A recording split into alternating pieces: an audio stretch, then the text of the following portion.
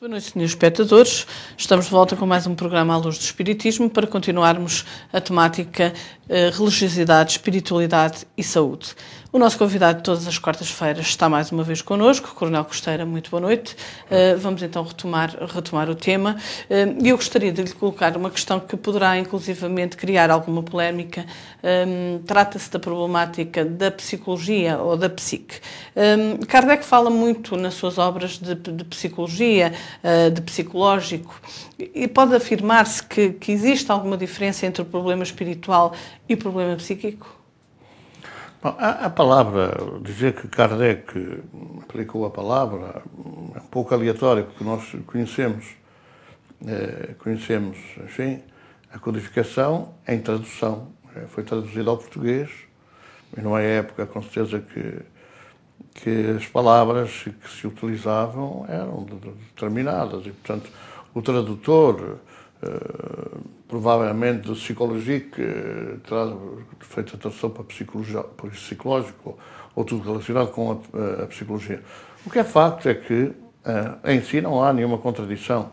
Talvez na atualidade se faça essa contradição, porquanto penso que muitos companheiros nossos também não têm assim em presença, também não têm assim digamos assim, em análise, em aplicação, o que é o significado da palavra psique, de onde é que deriva. Também temos outras, como é o caso de demónio, ou temos outras, como é o caso de evangelho. As palavras, curiosamente, são palavras gregas. E nós vamos encontrar aqui uma série de alterações ao longo das traduções várias que foram feitas, desde o aramaico ao grego, desde o aramaico ao latim, do grego ao latim. Há toda uma certa aplicação de vocábulos em tradução que depois perderam o sentido na atualidade. Psique é uma palavra grega, como daimon, que deu demónio, uma palavra grega, como evangelium, que deu evangelho, uma palavra grega. Jesus não aplicou a palavra evangelium, ele aplicou exatamente a palavra em aramaico boa nova, a boa notícia, que é, na tradução para o grego, a palavra utilizada pelos gregos para designar boa nova era, de facto, evangelium. Também, esta questão da psique é a palavra que foram os gregos que utilizaram para designar a alma. A alma, o espírito. Claro que os cristãos, e particularmente os católicos, alteraram de uma forma até não muito leve, alteraram muito o significado, a significação das palavras. E portanto, quando se praticamente bloqueou a palavra espírito, penso que já mais a partir do século XIX, e concretamente a partir da codificação espírita, pois naturalmente que a palavra foi um pouco proscrita, foi um pouco evitada pelos católicos, para que realmente se não confundisse com aquilo que os espíritas, ou que o espiritismo designava como as almas das pessoas que morreram. Vamos ser claros, alma em grego é psique. Tudo o que respeita à alma, tudo o que se refere à alma, é dessa área psicológica, dos estudos psicológicos. Portanto, não há nenhuma discrepância. Quando nós vamos ver na tradução para aspectos psicológicos, não há nenhuma aberração, não há nenhuma alteração nem deturpação. Pode, mais recentemente, as coisas terem levado outro rumo. Mas, quando se dá a tradução, quando Kardec eventualmente aplica a palavra psicológica ou qualquer palavra relacionada com isso, ela que apenas queria referir aos problemas da alma. Problemas da alma ou espírito, sendo que, muito claramente, ele define, em resposta dos espíritos, bem entendido, que espírito é a alma das pessoas que morreram. Portanto, está tudo uma inter-relação. Esta grande ciência que estuda a alma, ou estuda o espírito, é a tal psicologia, ou a ciência que estuda a psique, que estuda o espírito. Portanto, não haverá grande modificação. Agora, o que nós aplicamos hoje, não é? Por exemplo, nós conhecemos espíritas que dizem isso é psicológico, tem que ir ao psiquiatra, tem que ir ao psicólogo. Bom, quer dizer, se nós analisarmos bem as coisas, com sentido lógico, pois se psique é a alma ou o espírito, o problema psicológico é um problema dos espíritas, é um problema do tratamento espiritual, é um problema daqueles que tratam das coisas do espírito. E não é um problema dos leigos que tiraram os seus cursos na universidade, a maior parte deles sem quaisquer visibilidade espiritual. Mas falar hoje a um psiquiatra, ou falar até mesmo a um psicólogo, que essa conversa é da alma, não relaciona muito com isso. Até porque há psiquiatras e há psicólogos que nem acreditam nada disso, que não acreditam na existência da vida para além da morte, não acreditam nessa coisa da alma, são materialistas. E nós entramos nessa confusão de tentar empurrar para alguém que não trata dos problemas da alma as pessoas que têm problemas da alma, que têm problemas da psique, que têm problemas do espírito. Ora, é esta análise muito clara e muito concreta que nós temos de fazer. E os espíritos não temos de ser quaisquer pruridos. Há uma reflexão, ou há um reflexo, melhor dizendo, das questões relacionadas com toda a problemática espiritual com a medicina tradicional, pois claro que há, mas isso é outra conversa.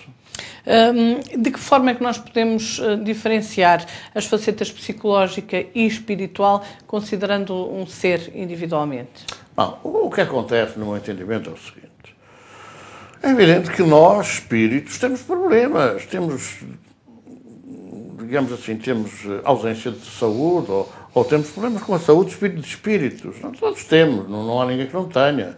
Se eu tiver cometido um ato errado e dele me arrepender, enfim, eu faço um problema interior, um problema do meu eu profundo, eu sinto remorsos, eu não devia ter feito, eu começo a passar por uma problemática, uma reflexão espiritual, porque o espírito é que reflexiona, não é o corpo não reflexiona coisa nenhuma, nem o cérebro não tem nada a ver, porque o cérebro é um computador, digamos assim, é um disco onde nós guardamos as coisas e onde vamos buscar quando necessitamos. Portanto, não há, é um problema do espírito. Se o problema é pessoal e é do espírito, hoje poderíamos quase dizer que quando se refere a um problema do espírito, é um problema psicológico, isto é um problema do eu profundo da pessoa. Mas esse problema do eu profundo, esse problema da pessoa, do espírito, pode ter duas causas, ou pode ser originado por duas fontes. Se a fonte é o próprio, portanto, se é o meu remorso, o meu arrependimento, eu não devia ter feito, aquela reflexão sistemática, que às vezes vira ideia fixa e obsessão, se é um problema meu, então é um problema do eu, é um problema pessoal. Mas se há terceiros envolvidos, se há outros espíritos envolvidos que foram, de alguma forma, influenciados pelas atitudes, pelos atos praticados por mim, portanto, há interferência de terceiros, deixa de ser um problema individual para passar a ser um problema de conjunto. Não falo um problema coletivo, é um bocadinho mais vasto, mas é um problema de conjunto, é meu e de mais alguns que estão envolvidos na mesma problemática.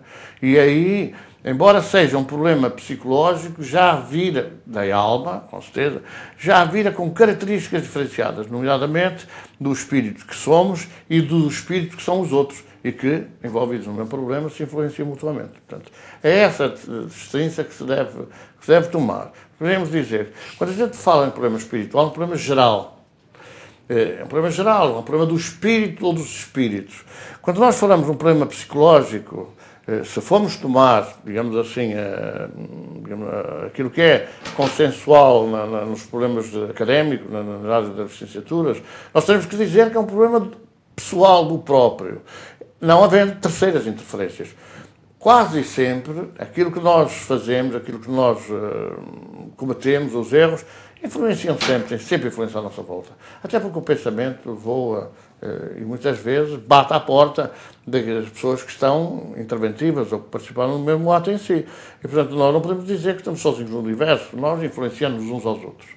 Mas poderíamos dizer, se eu tenho um processo de arrependimento que preciso de debelar, eu poderia ter chamado de problema psicológico, é um problema espiritual meu. E isto para ir buscar as ideias que correm, enfim, nos leigos e, naturalmente, através da medicina tradicional. Mas, se eu tiver um problema que abrange várias procedências, eu poderia dizer que é um problema espiritual genérico, um problema genérico. Mas é um problema da alma, é um problema do espírito, é um problema de saúde espiritual. Bem, então, são todos problemas espirituais e ponto final. É no nosso entendimento espíritas. Mas os leigos, os académicos, os investigadores não querem saber nada dessa coisa espiritual. Pois é verdade que não querem. Porque se nós fôssemos mais pormenorizadamente analisar o que é o problema da alma, iríamos entrar nessa definição absolutamente clara de Jesus ao falar que é César o que é de César, é Deus o que é de Deus. Se é problemas do corpo físico, da matéria, pois com certeza que é a medicina tradicional, que trata dessas coisas, que aplica os fármacos, que aplica os produtos naturais, os elementos que a natureza disponibiliza para tratar esses problemas físicos. Não gosto de dizer que é com a medicina. Mas se o problema da alma, é de Deus. A medicação da alma não é uma medicação, digamos assim, química. A química não intervém no processo da alma. A não ser como complemento, isto é, se o corpo não estiver são, naturalmente que os reflexos na alma se produzem. Isto é, uma alma com um corpo doente não se pode sentir bem. Assim como um corpo, estando a alma, estando o espírito doente, também acaba por não se vir a sentir bem. Porque há reflexos bionívocos, quer dizer, há reflexos do corpo para o espírito e há reflexos do espírito para o corpo. Se estão ligados, enquanto estão ligados, há sempre uma influenciação. Portanto, neste particular, poderíamos. No entanto, eu entendo que os espíritas têm que tratar das coisas relacionadas com o espírito. Se os problemas da psique são do espírito, pois os espíritas têm que sentar-se bem no seu lugar e dizer que são problemas espirituais. São problemas do espírito. Mas são problemas psicológicos. Mas a psique é o espírito. E, portanto, não temos nada que duvidar. E temos que chamar as coisas pelos nomes. Mas os médicos que não sei o quê, que levam os seus, que têm as suas taxas moderadoras, mais ou menos altas e tal, levam dinheiro e têm que justificar isso de outra forma. É um problema de cada um, não é um problema dos espíritas. E há uma outra faceta que é muito importante considerar. É que sempre acontece haver, em conjugação com os problemas do espírito, problemas do corpo, os tais reflexos que eu falava há pouco. Portanto, há todo um desequilíbrio somático, há todo um desequilíbrio do corpo físico, do funcionamento dos sistemas físicos, que precisa ser equilibrado, precisa ser tratado. E, portanto, nós não podemos deixar de aliar a necessidade, no tratamento do espírito, no tratamento espiritual, haver um complemento médico, físico, para que haja equilíbrio ao nível orgânico, para que haja equilíbrio ao nível do funcionamento do sistema nervoso central. Dizer assim, o problema do espírito reflete-se exatamente por causa das deficiências da formação de serotonina, da formação de melatonina, da formação da noradrenalina, de todas essas substâncias que no cérebro estabelecem um equilíbrio orgânico.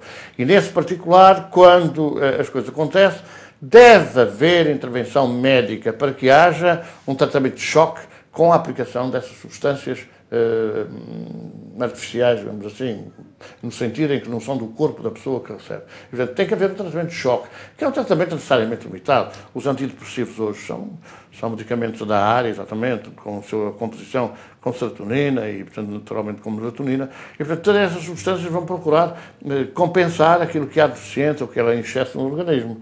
Mas tão logo se estabelece esse equilíbrio com o tratamento espiritual, não deixa de haver necessidade da inoculação dessas substâncias, porque o próprio corpo, entrando num processo de funcionamento normal, as fabrica exatamente em equilíbrio.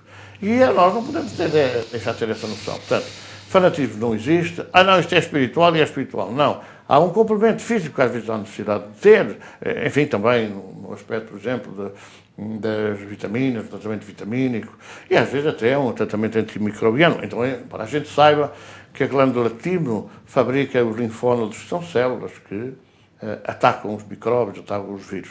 E, portanto, naturalmente, pode ter que haver necessidade também nessa área da medicina física tradicional de haver uma intervenção. Portanto, é uma colaboração. Agora, não bandemos, como já temos assistido, a uma casa espírita que veio uma pessoa tratar-se espiritualmente e nós tínhamos, enfim, quer dizer, a presunção de dizer não é connosco, isso é com o médico psiquiatra, vá ao médico. Quando acabar por ser uma contradição, porque psique é espírito, é um problema do espírito, é um problema da alma, é um problema nosso. Mas tem que haver também um acompanhamento médico. Sim, senhora, não deixemos de aconselhar o acompanhamento médico, porque às vezes é uma inevitabilidade, é uma necessidade. Retomando a trilogia religiosidade, espiritualidade e saúde, onde fica a saúde neste sistema? Nós sabemos que a medicina, de uma forma geral, não considera a faceta espiritual. A medicina ou os médicos, se quisermos falar assim. À luz do espiritismo, há algum caminho a seguir? Bom, desde logo, a medicina é uma ciência abrangente, quer dizer, não é uma coisa que pertence a cada um. Ela pode ser exercida bem ou mal, de acordo com as pessoas, de acordo com a consciência das pessoas, de acordo, digamos assim, com, de alguma forma, a perspicácia dos seus agentes. Nós hoje, genericamente podemos considerar que não vai para médico, não é quem quer, não vai para médico quem tem, digamos assim, essa ansiedade, esse gosto, essa dedicação, esse espírito de missão de tratar, de facto, de tratar dos outros. Adolfo de Serrano Menezes, que é uma figura mundial, é do Brasil, é o brasileiro, não, é um espírito que trabalha por toda a terra, mas ele dizia que de facto para o médico não há obstáculos, não há desculpas no exercício da medicina. Isto a propósito de quê? A propósito de um dia ele estar a tomar a sua refeição e, a meio da refeição, ser convocado, digamos assim, para socorrer alguém em sofrimento. E ele interrompeu a refeição e saiu para prestar alguma coisa. Depois perguntaram-lhe, então, mas não podia ter acabado de comer, não podia ter acabado a sua refeição e depois ir ao encontro do doente? E ele dizia, para o médico não há obstáculos. Quando se trata da saúde dos outros e quando se trata de aliviar a dor dos outros. Ora, não é isso que hoje a gente verifica. Vai para a medicina o aluno excepcional, o aluno que estuda, o aluno que tem explicações, é para tirar 18, 19 e 20, o aluno que vai para, muitas vezes empurrado pelos pais, no índice de fama e de ganhar bem, e é uma verdade indiscutível, vai a pessoa que quer ter uma profissão brilhante, não no sentido da projeção no êxito do socorro às dores, mas digamos assim, no amealhar de fartos recursos, fartos proventos, de grandes fortunas. E aí nós encontramos, quer dizer, o exercício da medicina quase cego. O doente vai ao médico, o médico ouve, tira lá as anotações, põe lá na ficha, manda fazer análises, manda fazer exames, manda fazer não sei o quê. Enfim, depois lá diagnostica esta doença ou aquela, às vezes engana-se, não é bem aquela, outra ao lado. Às vezes não encontra nada, então é problema de nervos, agora já é um problema psicológico, já é um problema de psiquiatra. E por isso nós achamos absolutamente preocupante como é que hoje há quase tantos médicos psiquiátricos como todos os outros juntos. Porque, de facto, a problemática hoje é uma problemática da alma, uma doença do espírito, e como para doenças do espírito, a psique, são entidades ligadas à psique, à psicologia, à psiquiatria, pois toca daí, vamos por aí fora, e cada vez com maiores êxitos, porque, ultimamente, consideradas mais 20 doenças, ou à volta disso, novas doenças na área da psiquiatria, abrem-se perspectivas muito grandes para que os médicos possam tirar também essa especialidade, mais alguns, da psiquiatria, porque é evidente que é aquilo para que eles se prepararam, aquilo para que eles anseiam, ter consultórios, ter boas consultas, ganhar bom dinheiro, e não há propriamente aquele cura da aldeia antigo que tinha mesmo jeito para falar com os doentes, tinha mesmo jeito para acompanhar os doentes, tinha mesmo aquele feeling, coisa profunda, que tinha um bocadinho a ver com a parte espiritual, com a parte da intuição, com a parte da inspiração.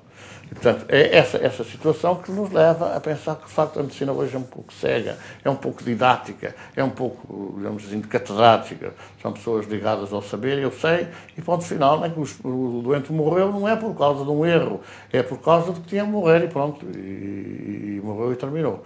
Portanto, é esta sensação que nós temos de que vai ter que haver um esforço muito duplamente mais forte, no sentido de expor claramente aquilo que é a realidade do espírito, aquilo que é a realidade da vida espiritual.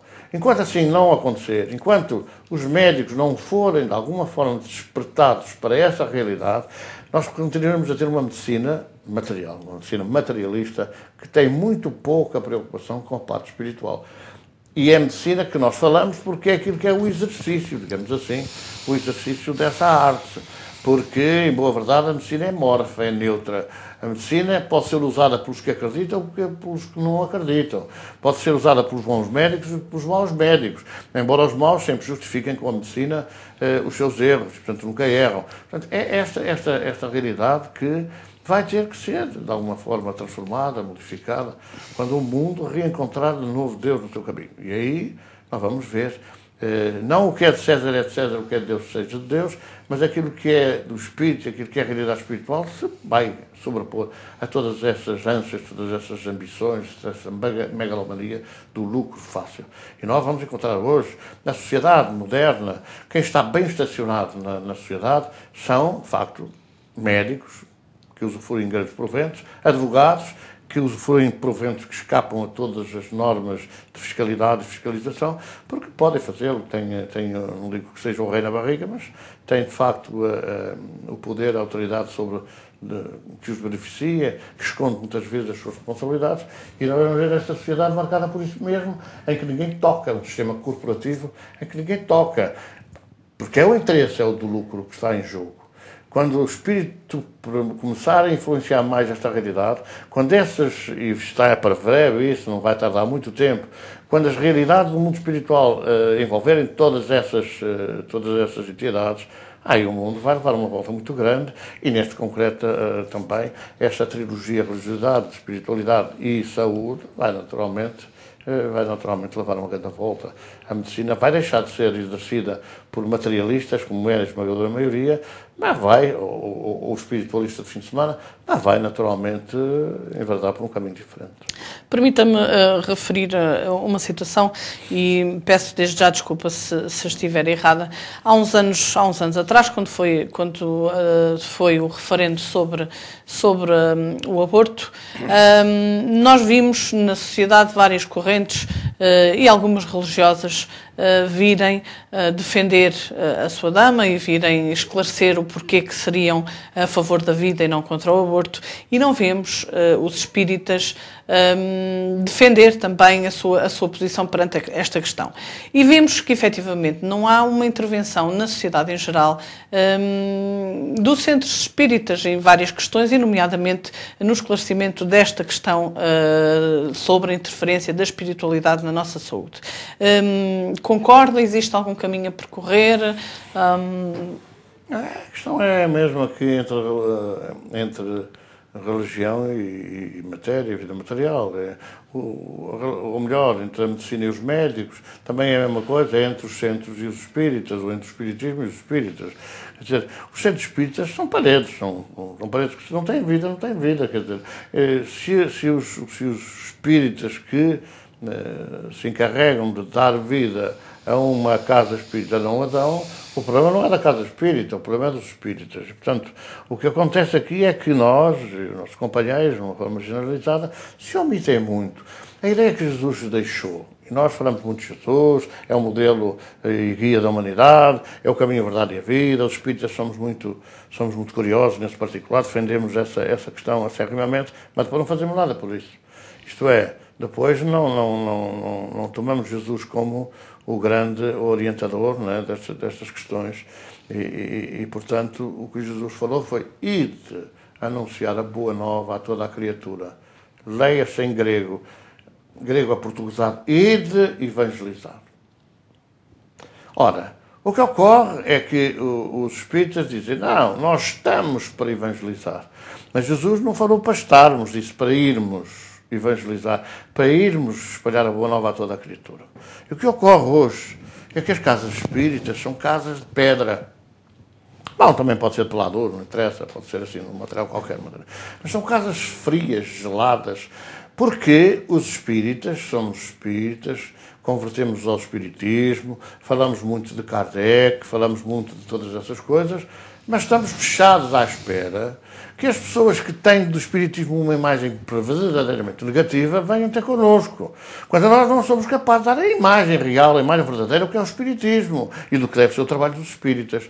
Portanto, não tem a ver com os centros espíritas, tem a ver com os espíritas que, dentro de uma casa espírita, são absolutamente rotineiros, estão naquela de deixa continuar, fazem aqui os atendimentos, parece que são pessoas que são, de alguma maneira, se sentem falhadas em determinadas profissões que talvez tenham escolhido, são pessoas que, de alguma maneira, de outras vidas, não conseguiram atingir patamares que almejavam, e, portanto, de alguma forma, voltamos à Terra, embora para retomar o caminho da realidade, para sufragar ou para os nossos complexos.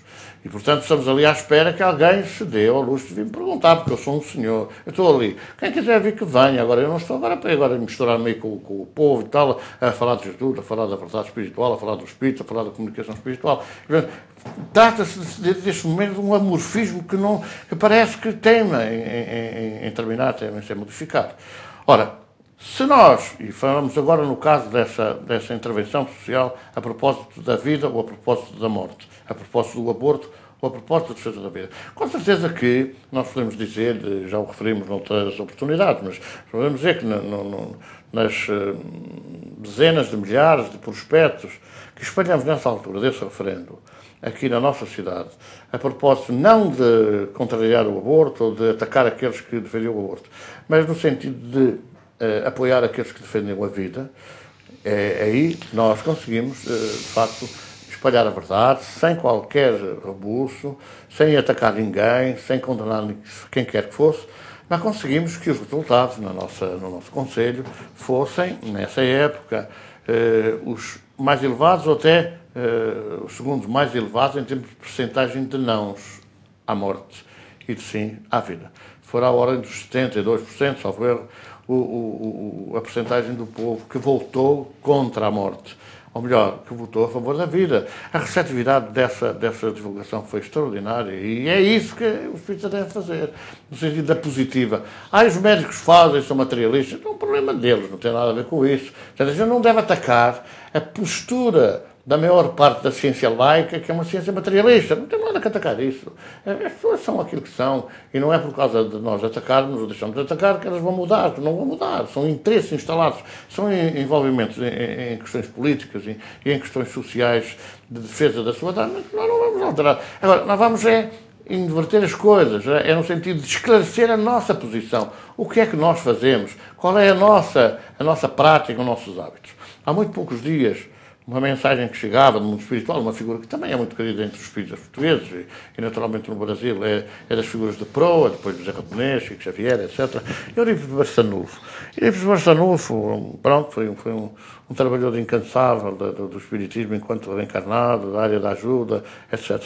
E é evidente que toda a gente conhece enfim, a forma de sentir e de viver as coisas dos nossos irmãos brasileiros, porque o Brasil é o coração do mundo e a pátria do Evangelho, e naturalmente depois será, porque em 200 milhões de pessoas, sei lá, 180 milhões dizem-se crentes no Evangelho, sejam os espíritas 20 milhões, sejam os católicos 60 milhões, também cerca de 90 milhões, perdão, sendo os umbandas também têm essa faceta de acreditar em Jesus e na sua boa nova, mais 60 milhões. Isto dá uns milhões muito largos, quase uma percentagem total. O que quer dizer que no mundo é o país também mais católico, com certeza, é o país mais cristão, é o país mais evangelizado, ou pelo menos que melhor aceita o Evangelho. E Eurípides vem no mundo espiritual através da mediunidade de Sueli Caldas Schubert, que é uma figura, uma senhora do movimento espírita e muito considerada e é uma médium segura e de confiança, vem através da sua mediunidade dizer uma coisa muito, muito interessante, para além de outras que lá está. O nosso Brasil pode ser o coração do mundo, mas só será a pátria do Evangelho se nós soubermos viver o Evangelho. É das definições mais extraordinárias que eu até hoje notei. Porque abre, ou melhor, abre à reflexão todos os nossos irmãos brasileiros que só por si, defendendo essa ideia do coração do mundo pátria do Evangelho, se esquecem um pouco de viver o Evangelho, de viver o que Jesus falou. De viver, por exemplo, Jesus quando aconselhava, ou quando tratava, melhor dizendo, dos doentes do corpo e dos doentes da alma, nunca mandou ninguém para casa para aguardarem, para estudarem, para se prepararem, para se esclarecerem, para serem ajudados. Sempre foi ao encontro de quem sofria. Sempre foi ao encontro, fosse para expulsar os espíritos inferiores, os demónios, os espíritos maus, fosse para curar fisicamente, sempre foi ao encontro, com poucas exceções. Com muito poucas exceções. Uma do centurião romano, que lhe pediu pelo seu servo e demonstrou ali a fé dizendo: se tu deres uma ordem, o meu servo será curado, não é preciso que lá vás, que eu confio em ti. Portanto, esta questão da confiança, esta questão da fé, não é? E poucos mais casos em que ele fez isso. De resto, sempre foi ao encontro. Se o jovem estava endemoinhado, ia ao encontro e ordenava. Lê, diretamente. Nós vemos aí, por exemplo, uma prática que veio do nosso país irmão, e também já agora 90% em Portugal também é assim. As pessoas dizem: tudo bem, eles são espíritos, são eles que atuam, são eles que não sei o quê e tal, mas estude, mas os documentos e tal, que isso passa, que eles vão-se embora. Quando a maior parte, diretamente considerada, cada pessoa assim, quando entrou para a doutrina, quando entrou para o movimento, em resultado de grandes perturbações, de grandes obsessões, de grandes perseguições espirituais, depois foi bafejada com essa sorte imensa, não é? Excepcional, de ter sido presente a uma ação mediúnica, de ter sido libertada na presença do trabalho. E às vezes a gente pensa que os outros não têm o mesmo direito, e contraria frontalmente aquilo que Kardec disse, ou que recebeu dos Espíritos, escreveu na pergunta 935, que é um momento, a sessão mediúnica, o trabalho mediúnico, é um momento dos encarnados podemos verificar que os nossos familiares desencarnados, e que, segundo o Papa João Paulo II, podem voltar para nos ajudar, imaginem a grande transformação dos ideais cristãos, mas que é um momento em que eles têm a possibilidade de ver que a gente não se esqueceu deles. E que nós, ao sabermos a sua presença, ao sentirmos a sua presença, ao sermos bafejados com essa alegria imensa de reconhecer-lhes a presença, que é um momento único. 935 do Livro dos Espíritos. Entretanto, nós vemos nossos companheiros, pura e simplesmente, liminarmente recusarem o tratamento direto. Até condenarem aqueles que fazem esse tratamento direto, sendo até contraditórios em relação a si próprios. Foi Kardec que escreveu aquilo que os Espíritos falaram. E nós proibimos essa questão. E fazemos gáudio em dizer: não pode ser, porque não pode ser, as pessoas têm que estudar, as pessoas têm que saber, as pessoas têm que tomar água fluidificada, embora às vezes critiquem os católicos porque tomam a partícula, tomam a hóstia. As pessoas têm que abrir o entendimento às coisas e raciocinar sobre elas. Jesus ensinou-nos, e Jesus é o caminho, a verdade e vida para os espíritas. E Jesus é o modelo e guia da humanidade. E nós fazemos como os cristãos do século VI, VII, VIII, por aí fora, acreditamos: sim, Jesus é, mas já está ultrapassado. Aliás, tem aí alguns companheiros, Kardec também já está ultrapassado, ainda nem sequer leram toda a codificação, não entendem toda a extensão da codificação, e já vão afirmando que Kardec está ultrapassado. Portanto, é necessário pôr os pés no chão e chamar as coisas pelos nomes. Chamar as coisas pelos nomes. A saúde tem a ver com a espiritualidade, tem a ver com a religiosidade. A religiosidade tem a ver com aquilo que representa as tentativas, os caminhos, os passos, o trabalho a fazer para nos ligarmos de novo uns aos outros como irmãos. Jesus apontou esse caminho. O maior mandamento: amai-vos uns aos outros como irmãos. Claro, a Deus sobre todas as coisas. E, portanto, quer dizer, essa fraternidade, esse exercício da religiosidade, a pretexto de um falso materialismo, não é? Ou de um falso espiritualismo, melhor dizendo, porque eu, ao ver pessoas espiritualistas defenderem ideais materialistas, eu fico um bocado confuso, ou melhor, fico um bocado surpreendido com tanta ignorância, porque trata-se de ignorância. Trata-se de ignorância.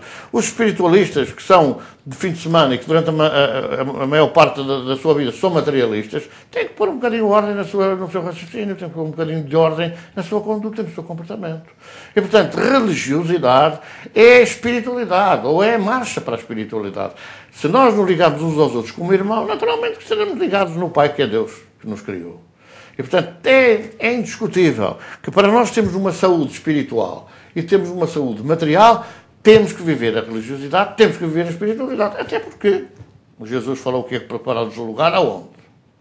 Na China, no Tibete, na Itália, na América do Sul, no Brasil? Não. Ele vai preparar-nos um lugar no mundo espiritual. Poderemos ter possibilidades de melhor nos deslocarmos, melhor trabalharmos a nossa espiritualização. E aí, com certeza que num país que é fundamentalmente evangelizado, vamos falar, embora às vezes só em teoria, não é? Naturalmente que há mais facilidade em que a pessoa viva a religiosidade em Cristo muito mais facilmente. Num país que é mais materializado, que é mais materialista, que vive o corpo, a matéria, o prazer, o vício, com certeza que é muito mais difícil. Ou num país onde há ignorância absoluta sobre as coisas de Deus. Então é isso que nós temos que interrelacionar. A saúde é naturalmente fundamental, nos termos de religiosidade e espiritualidade. E é fundamental na preservação, na prevenção. E isso é que é necessário ponderar para que haja uma profilaxia, para que nós evitemos a doença, conduzindo-nos no equilíbrio, na serenidade, na harmonia, na religiosidade e também na visão espiritual da vida, que é fundamental. Nós sabemos que, por exemplo, o Divaldo Pereira Franco explora muito bem estas questões da psicologia, aliás, bem documentadas até nas obras de Joana de Ângeles. Não acha que os espíritas deveriam começar por definir bem a sua posição, tratar das coisas conforme elas, o nome que elas têm, para evitarmos até que os leigos, evitarmos dar razão àqueles que dizem que a questão espiritual não tem nada a ver com a saúde humana? Bom, nós temos que situar aqui a obra de Divaldo em dois patamares. Porque nós, seres humanos, podemos dar as nossas opiniões, com certeza. Nós somos seres livres, também temos de ter consciências, também temos os nossos conhecimentos e podemos dar essa coisa. Agora, não acreditemos que Joana de Ângeles venha do mundo espiritual falar em toda a problemática psicológica e psíquica, querendo sinalizá-la ou orientá-la para a medicina tradicional da Terra. Não apanhemos essa ideia. É claro, não puxemos a brasa à sardinha que nos convém. Joana de Ângeles não vinha do mundo espiritual dizer que estes problemas psicológicos, etc., da sua psicologia, enfim, quer dizer, aplicar a psicologia da gratidão, para falar num dos últimos livros que ela escreveu, não vamos pensar que ela agora estava a falar que, sim, senhora, isto é um problema, vai lá para o médico psiquiatra, vai lá para o médico, para o psicólogo, porque isto é um problema psicológico, um problema psiquiátrico. Joana vem falar dos problemas da alma. E vamos ser claros, em linguagem que possa ser extensível aos materialistas que continuam a dizer que é psicológico e não tem nada de espiritual. Ora, Joana não pode vir, não podia vir. Nós é que podemos às vezes e tirar uns parafusos, umas vírgulas e dizer que ela fazia, que ela acontecia. É a obra de Joana de Ângeles, no aspecto de todo esse tratamento da psicologia profunda, do eu profundo, etc., é uma obra voltada fundamentalmente para o espírito. E é uma obra que se destina, no meu entendimento, que posso ser falível, com certeza que eu não tenho, mas no meu entendimento, se destina a vir a ser estudada muito pouco tempo à frente, não é? Daqui a pouco tempo, pelas grandes universidades, pelos grandes aerópagos, onde se preparam os agentes do tratamento do ser humano na vertente espiritual, chamemos psicológica, porquanto não há dúvida nenhuma. Psicologia, psicólogo, psicológico é alguma coisa relacionada com a alma. E Joana, alma, espírito, portanto, já não tem corpo. Joana vem falar dos assuntos da alma, dos assuntos do espírito. E é aí que nós temos que ter essa noção.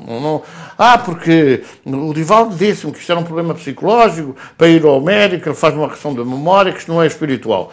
Vamos ser claros, quer dizer, toda a regressão de memória que se dirige para o regresso ao passado, a vidas anteriores, à relação que há de causa e efeito entre vidas anteriores e a vida atual, é um problema espiritual. Não vamos cá com cantigas, não é um problema físico.